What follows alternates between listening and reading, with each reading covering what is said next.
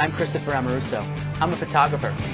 After photographing hundreds of celebrities, I have become the top dog in the photography world of StarsNet Pets.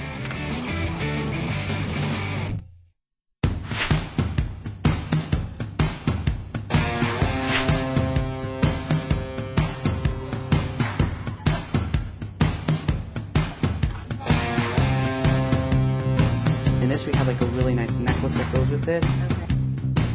How could I lose with these two superb subjects? Megan rocked my set, and she really put the F in Foxy. It was just too simple for me. You know, I thought about, what am I going to do here with Megan Fox? And I started to make some phone calls, and I found someone who actually had a real red fox, and it just worked so nice. Working with exotic animals, you never know how they're going to act. It's very unpredictable. You know, Tana, the fox, did an amazing job, though, because we give him his breaks in between. And I think as long as you have the patience and you let them do a little resting periods, you can get what you're looking for.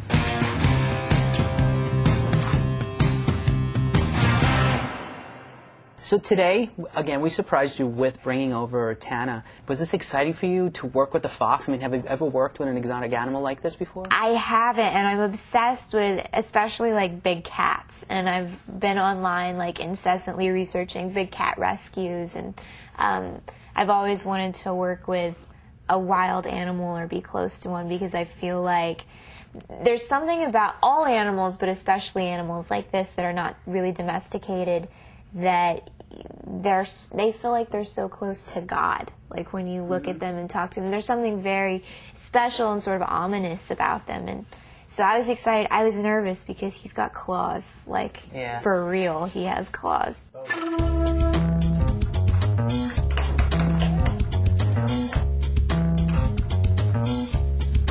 All right, he gave us a bunch of good ones right away, though.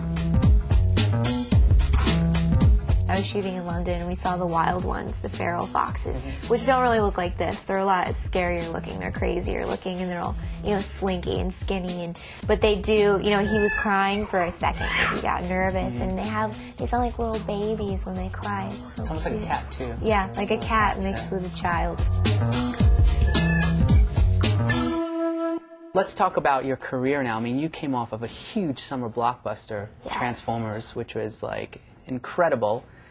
What's that like for you now? I mean, you know, your whole life has changed. It is crazy, because when we were all filming the movie, we had no idea what was going to happen to it, because it's a movie about robots. It's starring robots, and Shai and I were kind of nervous about what we were making. We didn't, you know, we projected that it would take in like $70 million, and it, you know, ended up taking in $800 million. Yeah.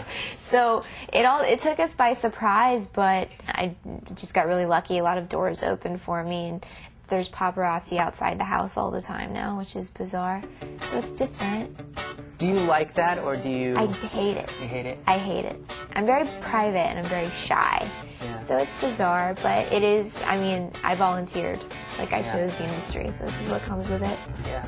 And you are shy, because what's interesting is today was the first shoot that I've ever done that someone didn't even want to look at the pictures in the camera. Yeah, no, take a look at them. I can't look at the pictures. I don't read any of my own press. I can't. It gives me, like, anxiety. Like, I need to take a Xanax before I do it. But wait a minute now, but then now you're a sex symbol, though. I mean, you're like an FHM, Maxim, and you're like one of the hottest girls listed, so what does that do for you? Well, I do, you know, well, a lot of that has to do with just the media push of being in a movie like that and being seen so often. They push you, and you somehow randomly end up on the top of all of these lists. But it, I hate it. It makes me so uncomfortable, because I feel, I've never seen myself that way. I've always felt I just have a masculine energy, and I feel like a boy. I don't feel feminine. I don't feel attractive. So it's hard for me. It makes me very uncomfortable. But that's always the case, though? It makes me uncomfortable. Every beautiful woman feels the same way. I was the ugly duckling. I felt like a boy. I wasn't the ugly duckling. I was a pretty cute little kid, but I just don't feel like a woman. It's very humbling, though.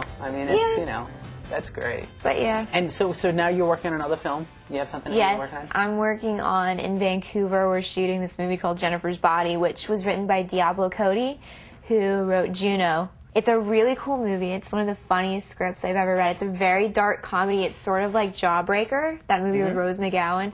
It's a teen based on teens, and they're in a high school, and basically my character, something happens to her, and she becomes demonic and starts eating the boys in her high school alive. She eats them alive, and it's a whole new world for me, and my character's insane, and I'm really excited. Right.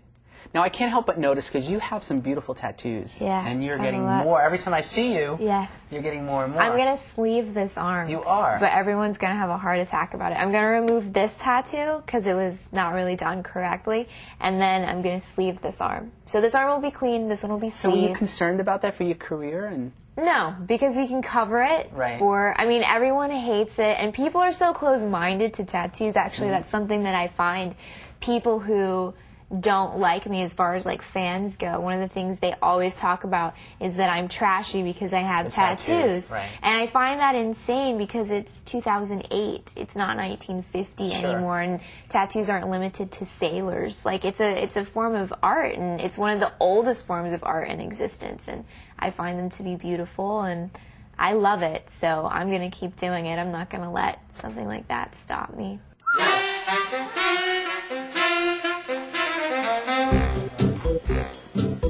you have a ton of animals. A lot. We have a lot of animals. A lot. But you have a new addition now, too. We have a piggle. We couldn't figure out a good name for him. We were going through, like, you know, maybe Wesley is a good name, and we went through a lot, and then somebody was like, the Notorious P.I.G., and we were like, yes, Piggy Smalls, that's it. Raj, your cat, is just so beautiful. He's beautiful, but he's a jerk. He's not nice. He's really mean. I'd say, like, out of all the animals, I think I have his personality the most, because he's very bitchy and he needs his privacy and his space. But he's very cuddly at nighttime. And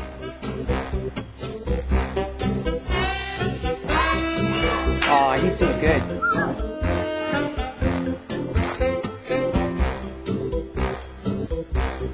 So tell me about Bo, because Bo is beautiful, and he'd love to just kind of be cradled. And he likes to be on his back, and he likes for you to pet his belly.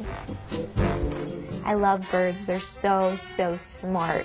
Yeah. And, you know, he's learning to talk now, which is really cute. He can say his own name. All the animals get along great, right? Yeah, they all love each other. The pig sleeps with her puppies. They all sleep in a bed, in a dog pile. It's so funny. What have you learned from having these pets in your life?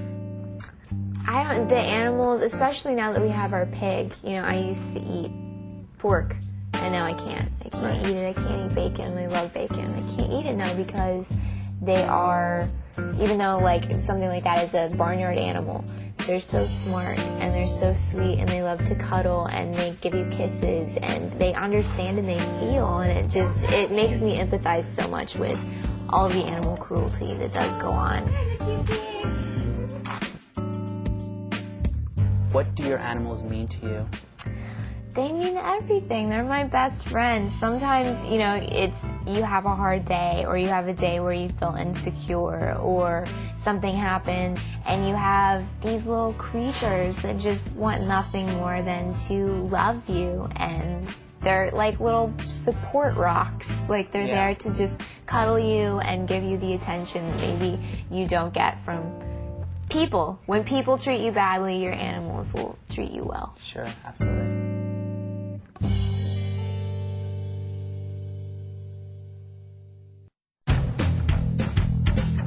To see more of my work and to subscribe to Paw Print Magazine, go to pawprintmag.com.